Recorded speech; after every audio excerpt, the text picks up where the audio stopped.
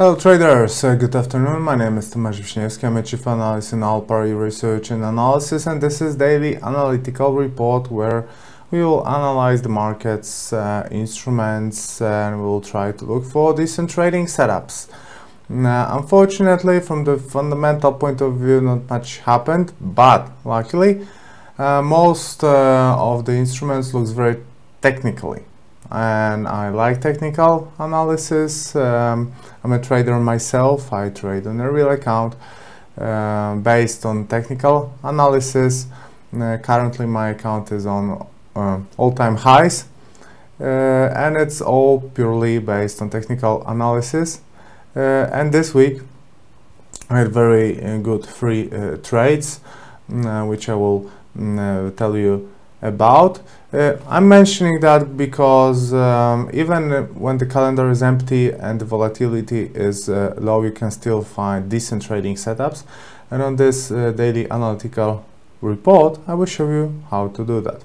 Okay, although nothing happened from the fundamental point of view, let's take a look on the calendar because it's Friday and we need to know what's going to happen next week.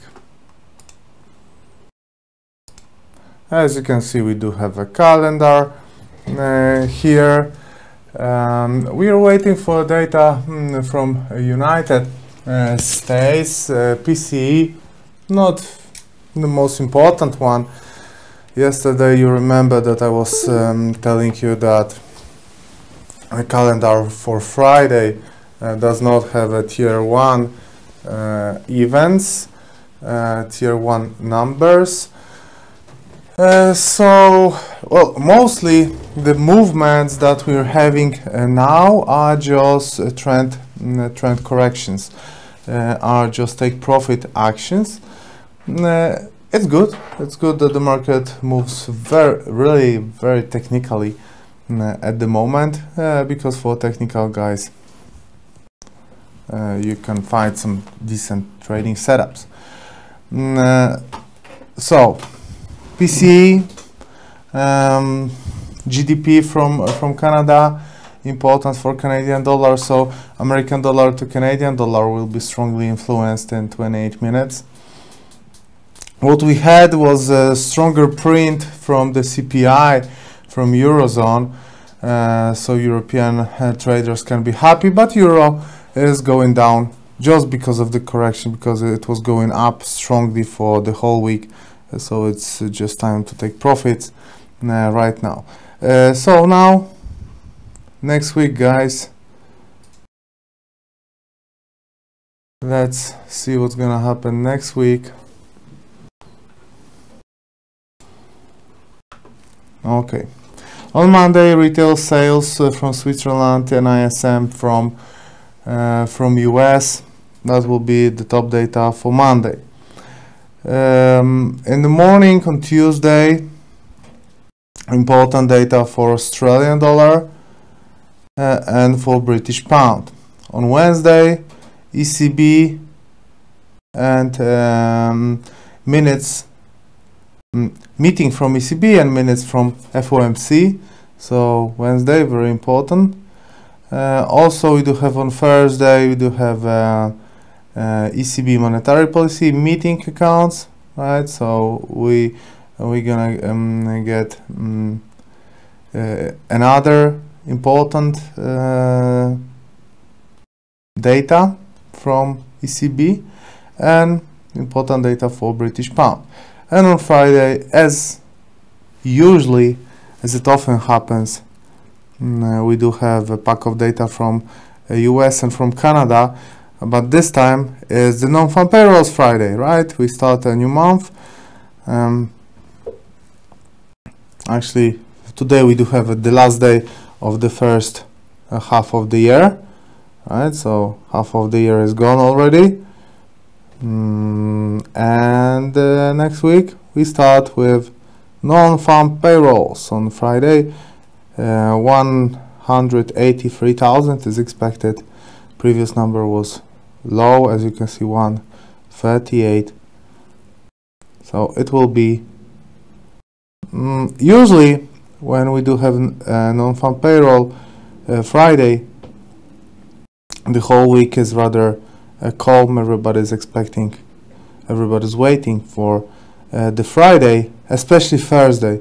On Thursday and first half of the day on Friday, nothing happens. Volatility is really low. Most probably it's gonna be the same this time. I don't see a reason why it could be different this time.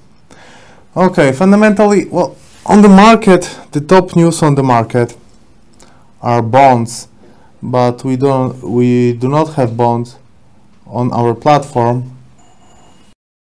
I'm sorry guys, we will make a short break, like 2 minutes.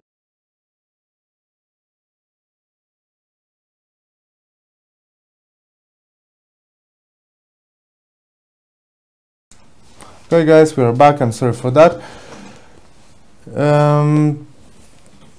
Let's focus on technical analysis right now, because as I said, the main topic on the market right now are bonds, and we do not have bonds on the platform, so there is no reason to discuss that issue. I think I try to focus to make trading as easy as possible, as simple as possible, and I always try to keep it simple. And in my opinion, if you have too many news on your head, it's just a distraction for you, and it's nothing good. Right? So I won't tell you anything about bonds because we won't make money with that. We will make money with the instruments that we have on the platform. That being said, let's start with indexes. I do have DAX and S&P 500 for you. Yesterday, S&P 500 tested the long-term uptrend line, as you can see here. Hop. Now, this test on a daily chart allowed to create bearish engulfing candlestick, but the problem with this candle is that it's not present on an important support or a resistance. It does not bounces from a resistance. It does not break support. That's just a sideways trend, in my opinion, right? It's not a legitimate sell signal, especially that it could be sell signal, but as you can see, with a long tail, we bounced from the trend line and from the horizontal support here. So we cannot say that there's a sell signal here. Also, I left this arrow because I placed this arrow some time ago, that here there will be an ultimate support created by the trend line and the horizontal support. As you can see, the price didn't get there, but it was an ultimate support. This area, this white area, just like that. Okay. So if somebody was waiting with a pending order, it probably did not get activated. But if someone was fast and bought on the bottom here, didn't wait for those extra like 5 pips, that was so far an excellent trade. To wrap this situation up, what I'm thinking about this is we do have a bullish sentiment here, right? We do have a positive sentiment. The trend line was defended. I think buyers can be happy, and they can focus on further upswings. Next one will be DAX, because DAX is in a bit worse condition than S&P 500. Here buyers are struggling. They also defended the long-term uptrend line, but they fell below important horizontal support here, labeled with this green color. Well, so far, as long as we stay above the trend line, the sentiment is still positive, and there is a buy signal here present. But look at that. That is exactly this top here. this bottom, this X can be an interesting sell stop opportunity, right? That can be an interesting option for going short. I will definitely follow this. I will keep my eye on this instrument because we can get a decent trading signal here. And now, last but not least, oil, which is continuing the upswing. Now we're having kind of a short-term double top formation, but it's nothing serious. It's happening slightly below the 38.2 Fibonacci level, which is almost always should be remembered and respected on, I think, many instruments, if not all instruments. I marked those three potential important resistances here yesterday. We'll see if the price will try to get there. I think every single one from those three resistances have a potential to stop the upswing on oil. And now let's come back to the Forex market.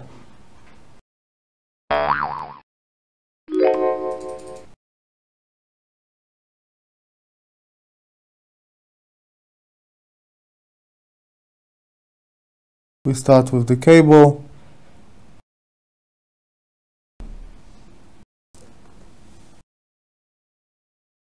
Which on many instruments on the Forex market, what we got is a correction of the recent movements. For the whole week, the price was going one direction on euro dollar, on cable, on American dollar to Japanese yen. And on Friday, traders decided to take profits from that. Maybe some experts will try to explain that in the fundamental way, but I think they will just be losing the big picture here, and the big picture is just taking profits after strong directional movements. Like for example here on cable, we made 300 pips in 1 week, almost non-stop, and I think 450 pips in the whole movement. Yeah, 450. So it's just a normal thing that some of the market participants would like to take some profits from that. And on many instruments, it's not happening in random places, it's not happening by accident, but it's happening on very important resistances. Like those resistances triggered traders to take profits. And that's the beauty of price action trading, of technical analysis, and maybe probably that's why my system, which is based on price action, did so good this week with those market movements. So what's the situation on cable? What do we have here is an upswing correction, which is shaped like a flag. This is a flag with blue lines. We got a breakout of the upper line of the flag, which triggers the buy signal here, according to the trend which happened before that flag was created. So there was an uptrend, and the price went to the highs from tops from May, and that triggered correction, take profit action for 50 pips so far. Maybe we'll get some few pips more here. Even if the price will go here, it wouldn't change the bullish sentiment, because it's normal that broken resistance becomes a support, and this resistance, and I mean the upper line of the flag, was not yet tested as a support. So when the price will try to do that, that will be just a normal thing.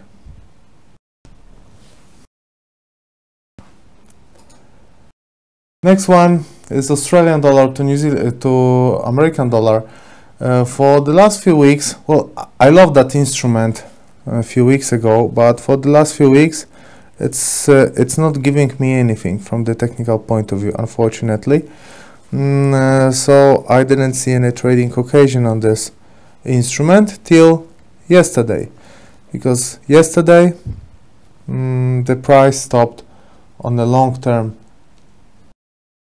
You can see this upper line here, this upper red line, which is the upper line of the symmetric triangle formation. Very important. And the price went there, and from that point take profit action started, as you can see.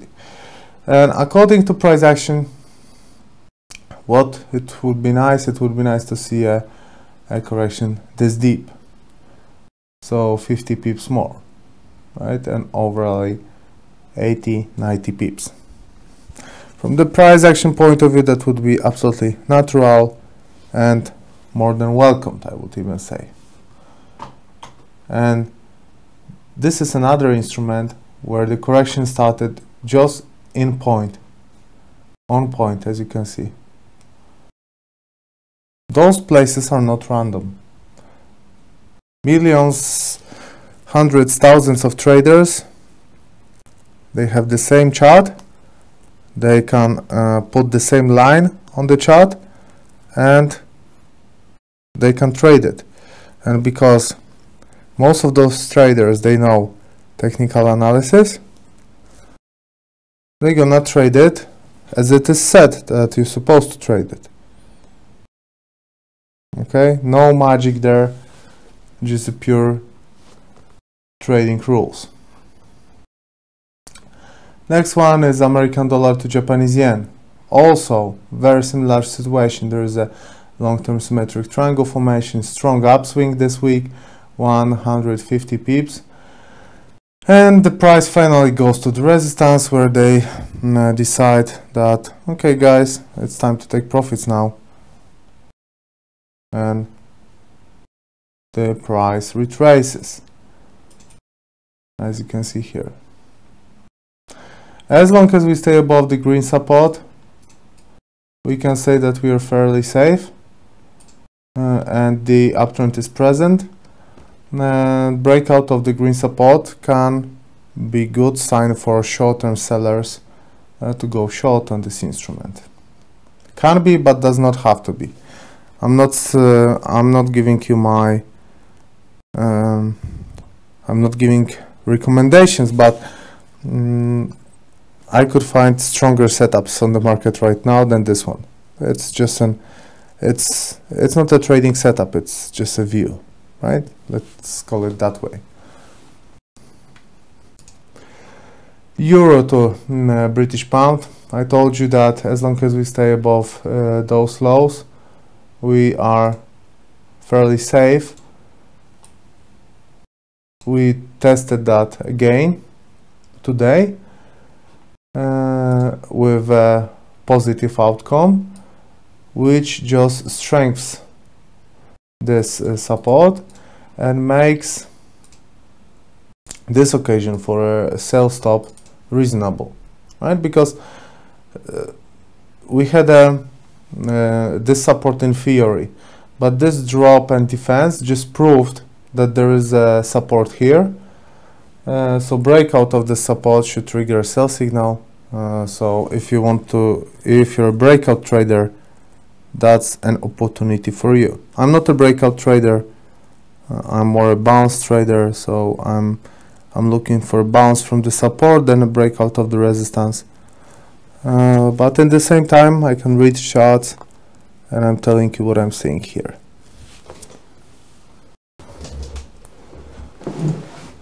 American dollar to Canadian dollar, that's an interesting situation. I had a position there, opened here, closed here, almost 230 pips. I closed here because we are approaching important horizontal support, which in my opinion was a good place for a correction, for a take profit action, but it's not happening. So American dollar to Canadian dollar is one of those instruments where we do not have a take profit action today, right? So this pair is resisting from take profit action. They are pushing lower, but this drop stopped a little bit, and I really would be concerned if I would have to enter here. From my experience, what I can tell you that it's very risky, and V-shaped retracement here is very probable, but that's not based on a strict formation or something, or strict signal. It's just based on my experience and how it looks like. But in the same time, again, in 8 minutes we'll have a data for Canada and for America, from US and for Canada, which will strongly influence this pair. So technical analysis is not going to be very important now. American dollar to Canadian dollar.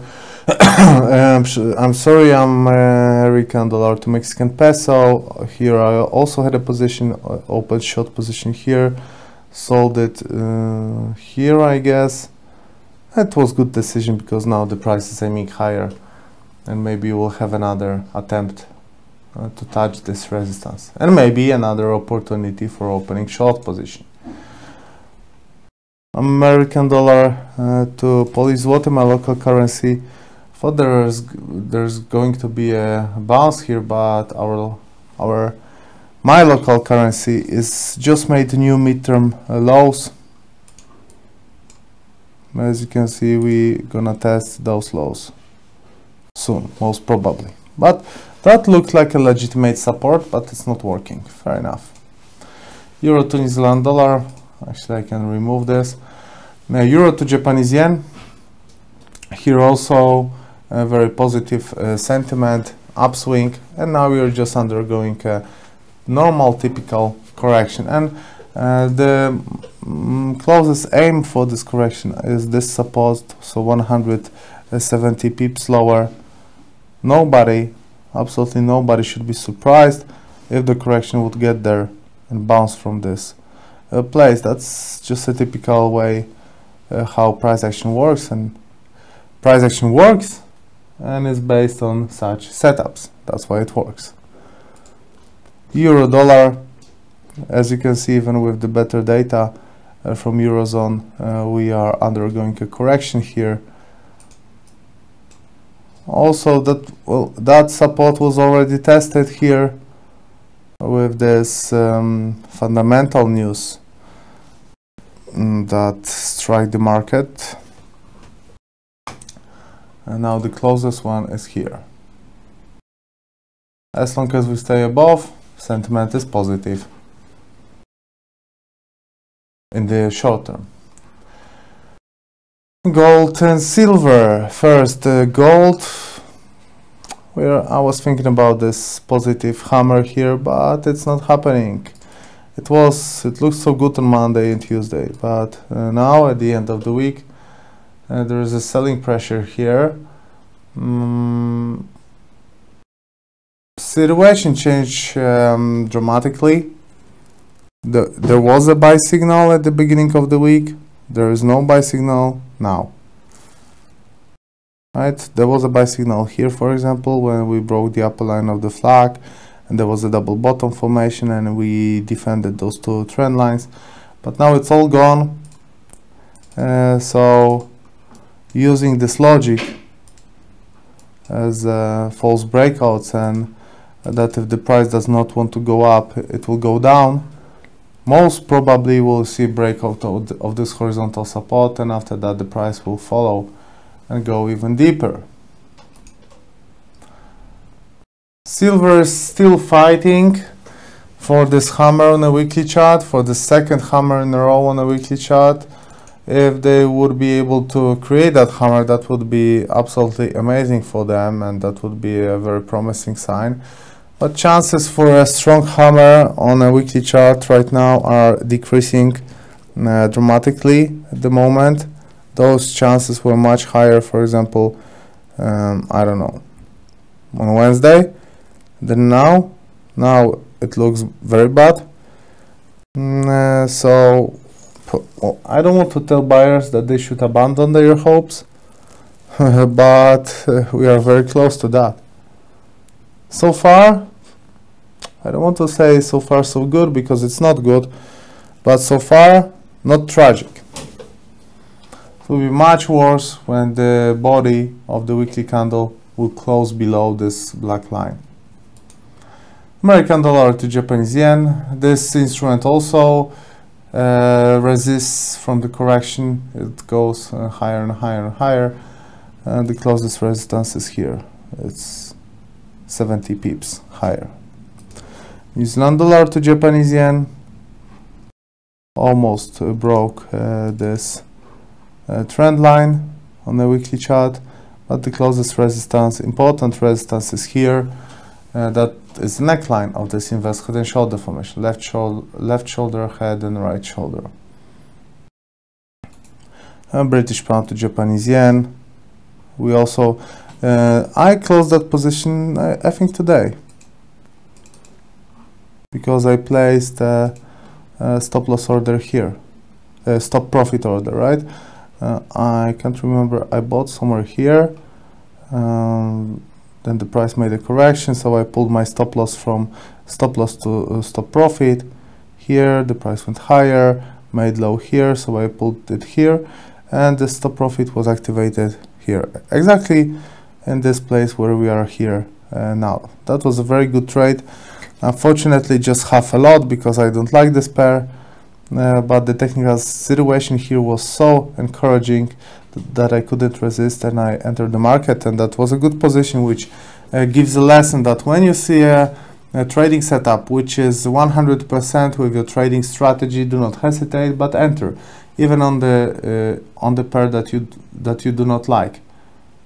I don't like British pound to Japanese yen, and yet I traded that because I looked at that setup, and that was 100% mine trading approach. So I had no other choice.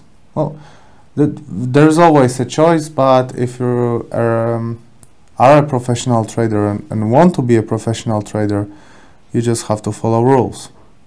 That's rule number one: follow rules always. Okay, my friends, that was the last instrument I prepared for you on this daily analytical report. As you can see, trading is fun, and trading is easy. Even if you're just starting trading, you can see that no rocket science here, no magic. It's just simple rules. Follow the trend, follow few checkpoints like trends, technical formations, candlesticks, and you will be all good. I hope to see you again. I will have a short break, and after that, educational webinar for you. Thanks very much. See you next week.